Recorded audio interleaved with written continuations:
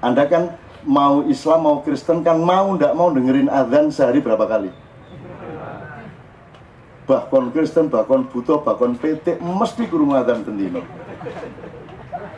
Teorinya 5 kali ku sak masjid. Lah nek masjid desa RT ku 3. Gurung tambah TV pisan. Ono TV kok iso azan ya. Pas aku azan iku wong lah kok TV iso azan. Agamane apa TV? Gitu teman sekalian. Nah, kalau dengar azan itu jangan disia-siakan. Mau nggak mau Anda dengar kok. Daripada mendengar dengan memaki, meso, kurang ajar isu-isu. Ya, mending azan itu Anda jadikan perangkat untuk pematangan diri Anda. Tak kasih contoh dikit. Coba Anda pelajari, Anda bikin manajemen, ngatur perusahaan, ngatur rumah tangga, pakai urutan azan aja. Bikin skripsi semua pakai urutan azan. Anda paham itu, urutan kalimat azan itu. Itu udah cukup itu. Mau ngelatih sepak bola, ini sekarang U19 berangkat ke Barcelona, ke Madrid malam hari ini. Tak bawain macam-macam tadi berangkat bareng saya. Karena kemarin dia agak dianiaya dikit-dikit terus lari dan akhirnya saya telepon malaikat sama Nabi. Sekarang dia berangkat ke Madrid. Alhamdulillah tidak ada masalah. Besok saya fixkan keberesan U19A karena sudah ada U19B. Muga-muga ono dia akhirnya wis bubar kabeh. Jadi Mbak Mas ya, sampean nek oleh meneng-meneng kok dikirimi panganan, sampean mengucapkan apa? Coba kalimat thayyibah aja. Subhanallah, alhamdulillah, walillah, Allahu akbar. Ya. Sampean dapat rezeki. Ya. Ada bledak gede banget. Allahu akbar. Ekstrim kan, sesuatu yang menakjubkan, yang mungkin menakutkan, mungkin pokoknya takjub kan. Jadi Allahu Akbar itu judulnya adalah ketakjuban, gitu kan? Contohnya dapat duit nek 1.000, alhamdulillah gitu kan, gitu kan? Kok 1 juta, alhamdulillah ya. 1 miliar, Allahu Akbar kan gitu. 1 miliar, ditukokno keropok, digelendengno. Gitu kan? Jadi Allahu Akbar judulnya adalah takjub. Oke. Nah sekarang Anda azan di masjid, enggak takjub apa-apa kok moro-moro Allahu Akbar iku lha apa sampean? Loh, ya karena untuk menandai waktu sholat. Loh wong gak duwe jam ta? Masa saya orang begitu bodohnya sehingga untuk ini sudah zuhur loh itu nunggu azan. Saya tidak melarang orang azan, cuman yang saya omongkan tadi adalah manfaatkan azan itu untuk pendalaman Anda. Jadi orang itu bilang Allahu Akbar hanya kalau dia takjub. Sama dengan Allah memberi kalimat gini. Allah tidak mengatakan aku ciptakan semua ini tidak sia-sia. Tidak gitu loh Allah ngomongnya. Allah ngomongnya gini. Katakanlah wahai Tuhanku tidak sia-sia engkau ciptakan semua ini. Jadi kalimatnya kita yang ngomong. Itu artinya Anda disuruh menghayati dan mengagumi ciptaan Allah ini sehingga Anda punya kalimat Rabbana ma khalaqta hadza batila. Tidak bisa tiba-tiba ngomong Rabbana ma khalaqta hadza batila. Oh kamu tidak kagum sama apa-apa kok. Sama dengan Allahu Akbar. Loh apa sama Allahu Akbar itu? Jadi banyak muadzin yang tidak, saya kira hampir semua. Kalau saya sebelum zuhur harus menemukan apa yang saya kagumi. Nek kangelan ya mlebu kamar mandi muda. Tak delok dhewe Allah. Ya Allah kok iso ya kadang ngene kadang ngono. Kagum saya. Lho masa ndak kagum sampean? Lho sampean gak kagum tak kandhane Gusti Allah niku mboten kagum niku. Jangan kok mungker terus iki. Tak kandhane kan. Tak kasih tahu nanti tak laporin tuh ndak kagum tuh. Ya Allah itu ndak kagum itu ciptaanmu ndak dikagumi gitu loh. Allahu Akbar kagum ya. Jadi syaratnya kamu menemukan menghayati hidup ini kamu alami, kamu batin, kamu masukin. Apa peristiwa di sekolah, peristiwa di kantor, di jalan, pokoknya temukan hal yang menakjubkan. Kalau Anda sudah menemukan ketakjuban kepada Allah, hidupmu menjadi lain skala prioritasnya. Anda tidak kagum, tidak ngejar-ngejar yang sekunder. Nah baru Anda Allahu Akbar. Begitu ada orang azan, ya Allah, Anda ikut dalam hati Allahu Akbar. Nah kalau sudah Allahu Akbar, Anda harus tegaskan, mengagumkan tuh Allah, takjub tuh Allah. Noe itu zaman umur 4 tahun takjak jalan-jalan di sawah itu lihat cacing nembus bumi itu, yuh, kok iso ya? Kok iso ya? Wih Gusti Allah ya jantenan ya iso ya. Itu reaksinya. Jantenan Gusti Allah ini nggak cacing iso menembus tanah gitu. Ya Tuhan senyum, ya udah disebut edan, enggak apa-apa, kita hati kan. Ada yang lebih parah lagi dari yang Tuhan disebut. Anak Tuhan itu jos, itu kan biasa. Tapi ada, kamu nanti punya anak kalau sunat, hati-hati kamu. Karena waktu sunat tuh takutnya luar biasa, mulutnya enggak terkontrol. Ada yang, aduh, gitu ya. Di Jawa Timur gak ngono. Nek marah itu kan cangkeme kayak ngono iki. Disunatnya lagi. Aduh. Matane Gusti Allah matane. Kada ngongkon sunat barang. Matane. Gusti Allah matane. Gusti Allah di mata-matakno ini. Aku krungu dhewe iku ya Allah arek saiki iki. Nyeneng temen selamat malaikat iku mesane semenjak arek cilik ya ta. Tapi matane gitu. Itu kasar banget matane. Presiden matane ya kasar banget iki Gusti Allah. Soalnya yang menyuruh yang memerintah hitam kan Allah, di Gusti Allah di mata-matanya. Coba kalau Anda tidak punya kearifan, kalau Anda memakai bahasa yang linier, bahasa yang baku kan Anda mengharam-haramkan, meneraka-nerakakan orang. Nanti dulu toh, jangan marah toh. Yang bijaksana, karena hidup itu begitu luasnya dimensinya itu. Dan Allah memudahkan semuanya. Nah jadi maka ketika kamu kagum, kamu bilang Allahu Akbar, maka tegaskan bahwa engkau bersahadat terhadap keesaan Tuhan. Tidak ada Tuhan selain Allah, kan gitu. Tegaskan lagi, asyhadu an la ilaha illallah. Kapan-kapan kita belajar kenapa kalimatnya bukan asyhadu alla robba illallah, karena fungsi ilah sama rob beda.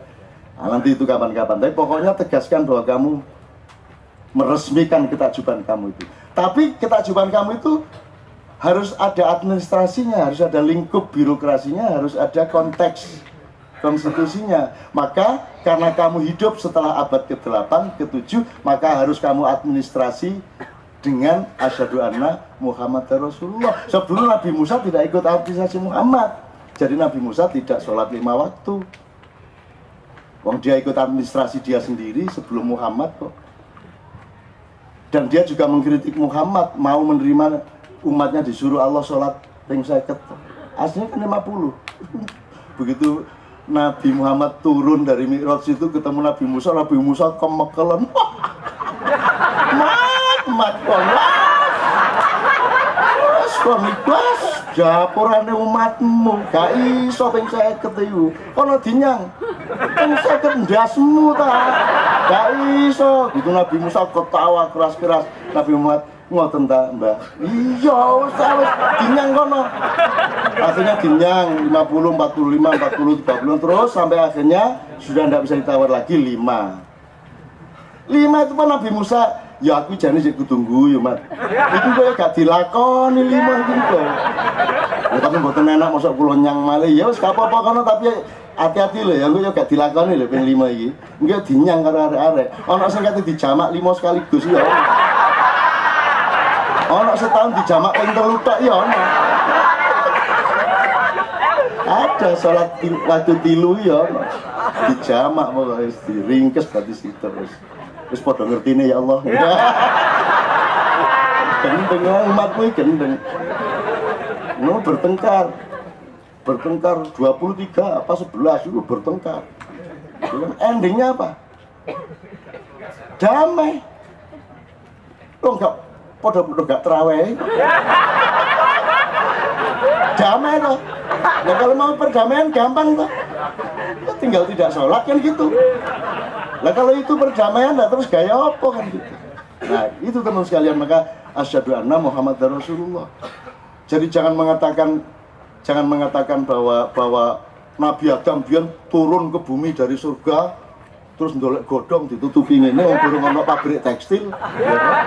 Terus Allah Akbar, enggak. Salat itu baru Rasulullah umur 53. Jadi Rasulullah selama hidup sampai umur 53 itu belum pernah sholat 5 waktu. Jadi nek awakmu di umur selawe masih punya jatah seneng dah semua. Saya itu kan senang berkelakar dan Anda saya ajak berkelakar. Kalau Anda pintar berkelakar, Anda tidak gampang menderita. Gitu loh teman-teman sekalian. Oh gimana? Kalau kamu itu terikat sama logika, terikat sama yang bagus, sama yang formal, Anda menderita.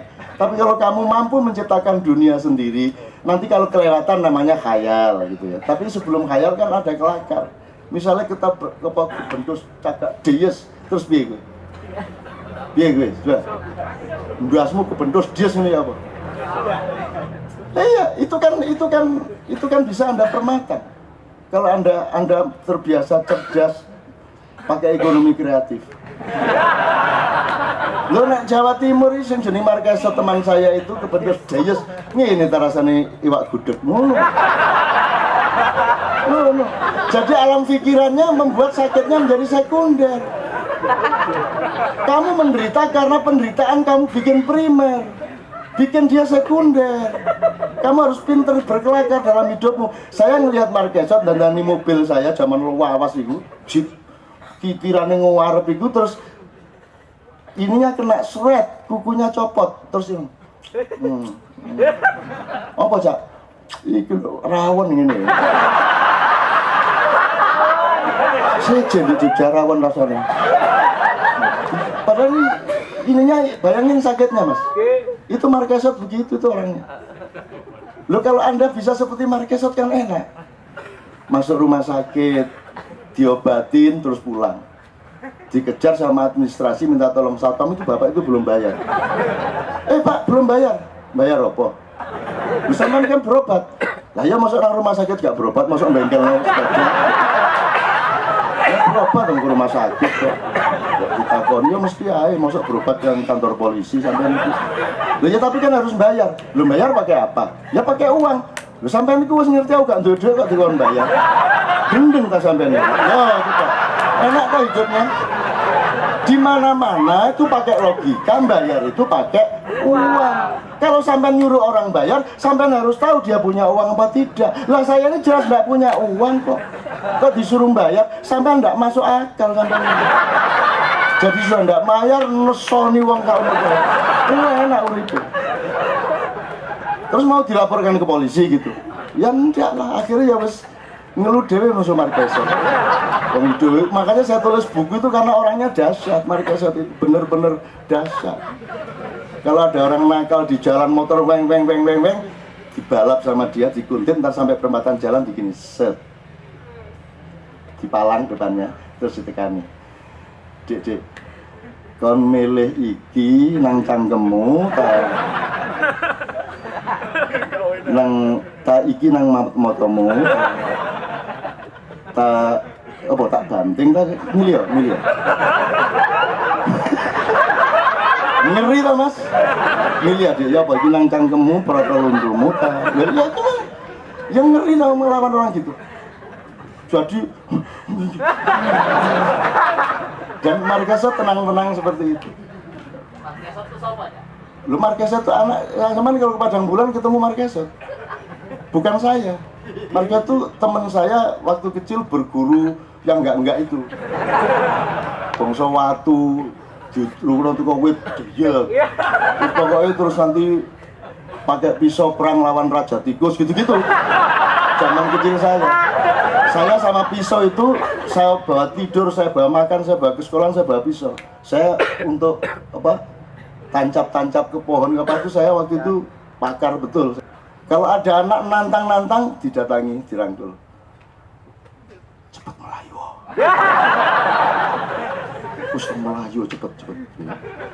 Nek kontrak duit mate. Siapa nggak ngeri mas ya? Jadi hidup itu mas, kalau anda gampang menderita itu karena yang salah cara berpikirmu. Kamu tidak sehat karena cara berpikirmu. Makanya kunci kesehatan dalam maknya sederhana. Jangan pernah berpikir tidak jujur. Dan jangan pernah hati tidak berendah hati. Jangan mengatakan, jangan pernah berpendapat bahwa kamu punya ilmu dan ilmu pasti benar. Itu hancur kamu nanti. Wis sak pinter-pintermu guyun dewe. Kamu harus ketawakan sendiri dirimu. Kalau kamu tidak bisa menertawakan dirimu sendiri, yaitu rencana rencana mengalami disorganisasi kamu. Itu loh, itu beneran. Jadi makanya terus asyhadu anna muhammadar rasulullah. Kalau Anda sudah melegitimasi ketakjuman kepada Allah, tanda tangan mendaftar ke Nabi Muhammad untuk orang Islam, yang lainnya nanti terserah itu artinya nanti di sana akan bagaimana, monggo keyakinan Anda. Baru Anda satu kali lagi melakukan upacara, kamu resmikan, kamu resepsikan. Kalau tadi kan cuma bersumpah, saya bersaksi, itu cuma akad nikah. Kemudian kamu harus resepsi, hayya 'alas shalah, Allahu akbar. Kan itu hayya 'alas shalah, itu resepsinya orang yang bercinta sama Allah. Kalau kamu sudah resepsi hayya 'alas shalah, baru kamu punya hak untuk menang. Kamu punya hak untuk cerah. Kamu punya hak untuk berbinar-binar. Hayya 'alal falah, mari menuju kemenangan. Nah, capailah dalam hidupmu Allahu Akbar yang kedua. Karena kemenangan ini membuatmu Allahu Akbar. Allahu Akbar yang sebelumnya kan karena alam dan kehidupan. Tapi Allahu Akbar yang kedua adalah karena engkau mencapai kemenangan yang sejati di dalam dirimu. Itu tafsir Adzani ngono rek. Bengi iki. Besok malam mungkin beda lagi. Ya enggak apa-apa, wong tafsir kok. Jadi sampean aja ngekeng karo tafsir sampean. Tafsir itu bisa salah, makanya di Ma'iyah ini nyun sewu, di mana-mana di seluruh dunia itu yang namanya, tadi misalnya apa? Tadi kan pendidikan politik, tapi apa parpol? Bukan toh? Kalau parpol kan mengikat anggotanya untuk taat. Makanya Ahok keluar dari Gerindra, kan gitu.